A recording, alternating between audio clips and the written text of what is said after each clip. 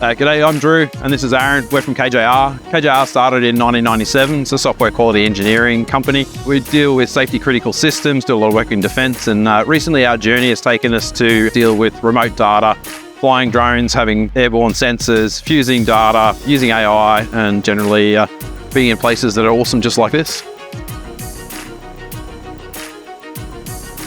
KJR is a small, sovereign Australian tech company. We specialise in AI-enabled remote and autonomous systems. We're really proud to sponsor our ADF drone racing teams and support our ADF personnel, our ADF youth, and the defence industry through a fast-paced e-sport, which is adaptive and inclusive, and we're happy to be here.